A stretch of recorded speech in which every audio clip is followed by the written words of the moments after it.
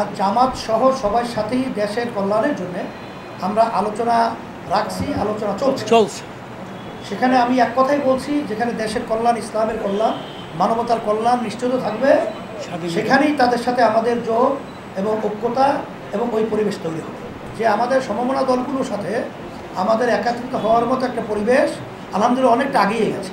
সেটা আমরা বলছি, এই সরকার তারা কিন্তু বাংলাদেশের যে একটা ঐতিহাসিক জুলাই এবং আগস্টে অভ্যুত্থান, এটা কিন্তু ছাত্র জনতা তাদের আত্মত্যাগ, এক কথায় তাদের জানকে বিসর্জন দিয়ে তারা অনেক পঙ্গুত্ব বরণ করে, অনেকে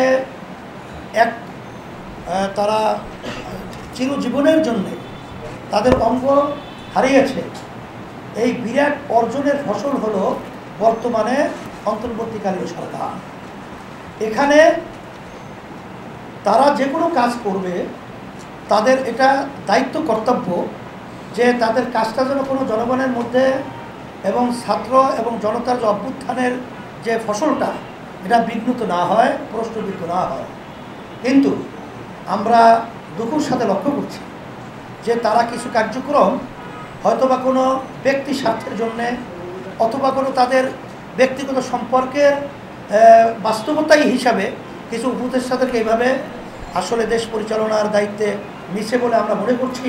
কারণ অভ্যুত্থানে যারা নাকি ছাত্ররা মাঠে দায়িত্ব পালন করেছিল, তারা কিন্তু বলেছে যে তাদের এই যে কার্যক্রমটা তাদের সাথে পরামর্শ ভিত্তিক, এবং তারা পরামর্শ ভিত্তিক এই কার্যক্রমটা করে নাই, এটা তারাও কিন্তু প্রশ্ন তুলেছে।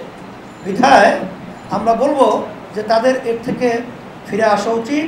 যদি না আসে তাহলে আমরা বাধ্য হব যে বিতর্কিত উপদেষ্টা যারা আজকে মসনদে বসে আছে, তাদেরকে ওখান থেকে যদি না তারা সরায়, তা আমরা পরবর্তী পর্যায়ে আমরা আলোচনার পরে আমরা কর্মসূচি দিতে বাধ্য হব। ইসলামী আন্দোলন বাংলাদেশ প্রতিষ্ঠিত হয়েছে ন্যায়ের পক্ষে, অন্যায়ের প্রতিবাদে। ইসলামী আন্দোলন বাংলাদেশের মূল লক্ষ্য উদ্দেশ্য হলো বাংলাদেশকে একটা কল্যাণ রাষ্ট্রে পরিণত করা। সেখানে আমরা বারবার বলেছি, ইসলামী দলগুলো আমরা একত্রিত হয়ে নির্বাচনের সময় একটা বাক্সদলে পাঠাতে পারি, এই আন্তরিকতা এবং সেইভাবেই আমরা কার্যক্রম পরিচালনা করে আসছি, সামনেও করব, এই সিদ্ধান্ত আমাদের রয়েছে।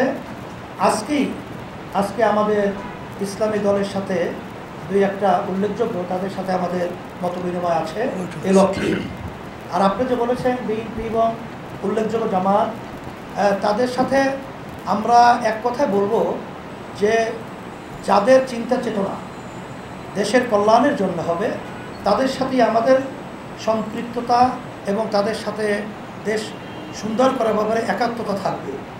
আর যারা নাকি নিছক ক্ষমতার জন্যে এবং যারা নাকি নিজেদের স্বার্থের জন্যে যারা রাজনৈতিকভাবে প্রমাণিত হবে কার্যক্রম কথাবার্তা, তাদের ব্যাপারে কিন্তু আমাদের একত্রিত হওয়ার ব্যাপারটা প্রশ্নবিদ্ধ, একত্রিত হওয়া প্রশ্নই আসে। সেটা আমরা বলেছি যে যৌক্তিক একটা সময়, সেই যৌক্তিক আমরা কিছুদিন আগে বলেছিলাম, সেটা 1-1.5 বছরের বেশি না হওয়া উচিত। বারবার বলেছি, 1-1.5 বছর ক্ষমতা নেয়ার পর থেকে 1-1.5 বছরের বেশি না হওয়া উচিত, এবং সেটা সুনির্দিষ্ট তাদের একটা পরিষ্কার রোডম্যাপ নির্বাচনের ব্যাপারে বলা উচিত।